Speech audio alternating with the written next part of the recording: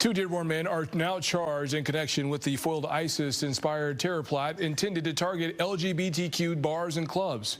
Good evening, I'm Brandon Hudson. And I'm Taryn Asher. Both men appeared in federal court this afternoon, where the feds shared some disturbing details about their alleged plans and preparation for a mass shooting. Fox News' Charlie Langton was there and joining us now live in Ferndale with some of the new details. And this is the area, Charlie, they were going to target.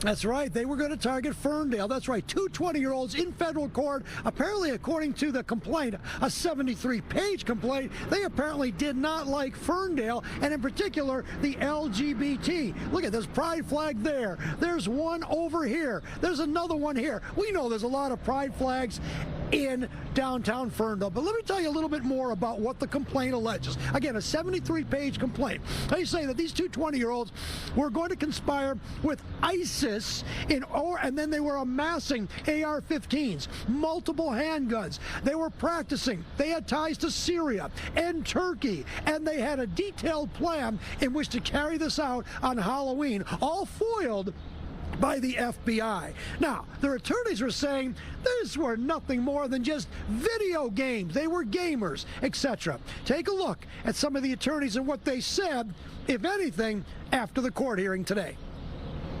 Attorneys for two 20-year-olds leave the federal courthouse after an initial appearance where their clients are charged with conspiring with ISIS to terrorize Metro Detroit. The complaint is 73 pages long. We haven't had time to digest it or review it. There's nothing to say at this point. Is this more than video games? The complaint is 73 pages long. We haven't had a chance to look at it. There's nothing more to say. Do your clients have ties to people in Syria and Turkey and other places?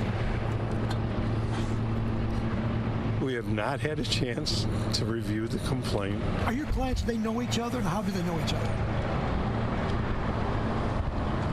We haven't had a chance to review the complaint, and as soon as we do, we'll have a statement for you. And no more insight from the attorneys as they left the courthouse. However, they'll be back next week for a detention hearing as the government wants to keep those two in jail before trial. I think it's sad because just because of what a person is, whether it's religion or if it's their sexual beliefs, they should be able just to be happy and live their lives. One of the allegations in the complaint is that the suspects wanted to terrorize LGBTQ establishments in Ferndale. And in a statement from Affirmations, they say, "We will continue standing alongside and supporting the needs of our community during this harrowing ordeal." All right, now a little more about that detention hearing. No bond was set today. The government wants these two to be in jail until the trial, which has not been set yet. Their attorneys are saying no, and the government is now going to have to prove that these two are a danger to the community. Essentially, that's the test, and that hearing will take place a week from today. We'll do it all again, and we may get more information a week from today about this plot that they were talking about in that 73-page complaint. I am live downtown Ferndale. I'll send it back to you.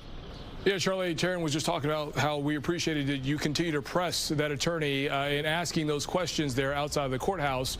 But when you think about targeting the LGBTQ community, you start thinking about the Pulse nightclub shooting that happened in Orlando almost 10 years ago.